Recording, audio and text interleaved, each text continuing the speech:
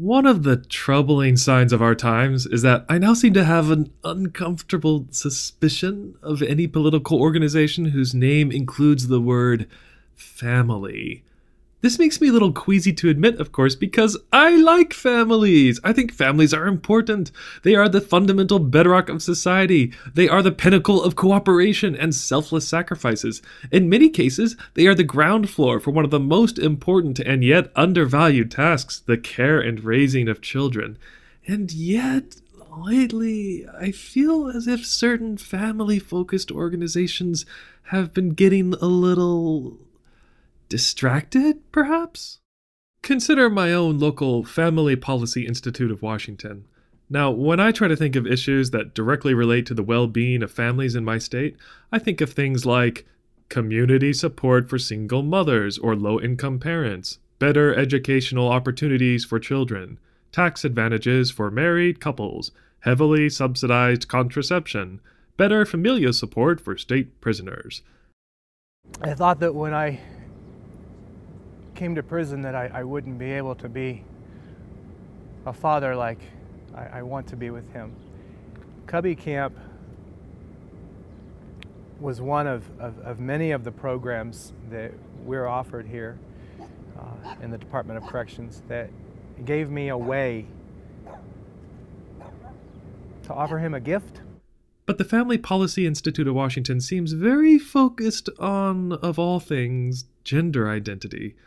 Most of their videos deal with LGBT issues, and their most popular video by far is a collection of man-on-the-street interviews with college students, delving into the nuance of identity. Let's watch some of it, shall we? If I told you that I was Chinese, what would your response be? I mean, I might be a little surprised. So if I wanted to enroll in a first grade class, do you think I should be allowed to? If I told you I'm 6 feet 5 inches, what would you say? That I would question. It shouldn't be hard to tell a 5'9" white guy that he's not a 6'5" Chinese woman. But clearly it is. Why? So gender is like age? Gender is like race? Well, I guess it's as good a time as any to define gender and talk about what it compares to. If there is one idea that I think is most central to transgender issues, it's the concept that sex and gender refer to two different ideas. And I will be the first to admit that this distinction is, while widely accepted, not yet universal. Alexa, define gender. The properties that distinguish organisms on the basis of their reproductive roles. Oh, Alexa. Merriam-Webster's online dictionary originally lists sex as a synonym for gender, but the second definition is closer to the one used in discussion of trans issues.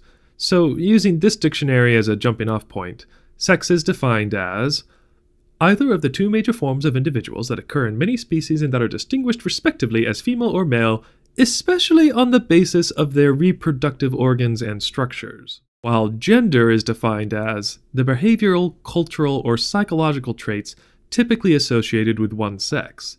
The American Psychological Association's definition describes it as attitudes, feelings, and behaviors associated with sex. To spin off Laci Green's excellent video on this distinction, link in the info bar, sex is defined by chromosomes, hormones, and primary and secondary sex traits.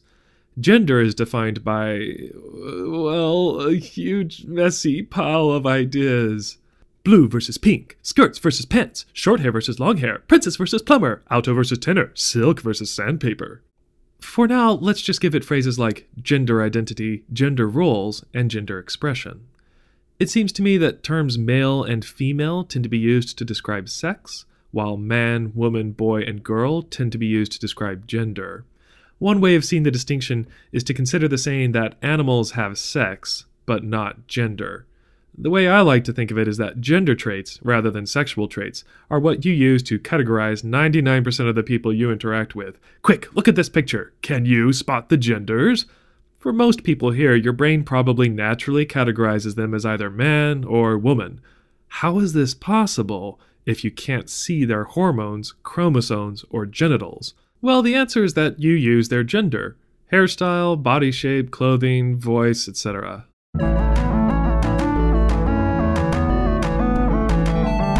Now, the Family Policy Institute of Washington and many other groups like it seem to object to this distinction and wants people to use gender and sex as synonyms, two separate words, but that encompass the same idea. This is how most of us have always thought about gender. We think about gender and sex as interchangeable, different words to refer to the same thing, what your anatomy is, what your chromosomes are, who you are as a person. You're either a boy, you're either a girl, blue for boys, pink for girls. You know, we have different bathroom symbols. We understand there's two categories and we've all moved on. For what it's worth, I have heard interesting arguments from members of the medical community that gender and sex should be synonyms, and that we should use other words to distinguish the ideas. From what I've seen, most medical organizations clearly distinguish between gender and sex, and in an effort to maintain clarity, it might be handy to use the terms biological sex and gender identity to avoid confusion. Now, the Family Policy Institute of Washington keeps drifting close to the distinction between the words, but over and over again slips back into using gender and sex interchangeably. And we've always thought of, your gender is something that you're born. You have certain parts when you're born, you have certain anatomy, and that determines you are a boy, you are a girl. At one point, Mr. Backholm suggests that the proposed definition of gender is actually a synonym for personality. What they mean by the term gender, we have always understood as meaning personality.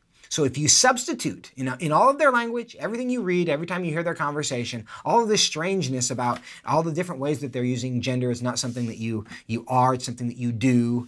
There's an infinite number of genders. Gender is a spectrum. If you substitute their use of the word gender with the word personality, then suddenly it all makes sense.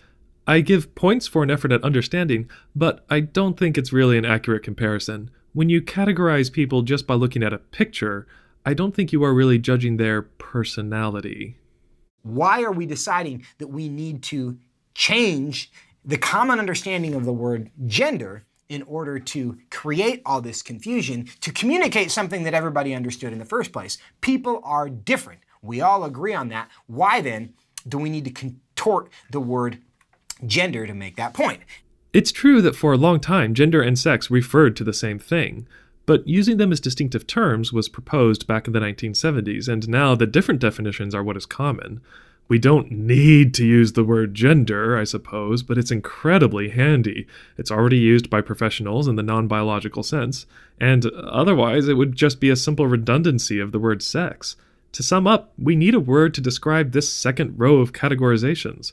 Personality is not adequate, and gender is just sitting there, waiting to be used, already being used by medical institutions and sociologists and writers, etc. Mr. Backholm wants gender to refer strictly to biological traits, but we already have a great word that's handling that definition. To the Family Policy Institute and others who think that gender should always be synonymous with sex, I would challenge you to propose a word for this second row. What term would you propose to describe the behavioral, cultural, or psychological traits typically associated with one's sex? Until then, I'll try to use the terms gender identity and biological sex to distinguish ideas a little if I address you in future videos. First topic to discuss: is gender identity like body height? Is changing your gender identity like changing your age? Is becoming a man like becoming a dolphin or an Apache attack helicopter? Tune in next week to find out. Same time, same Otter channel.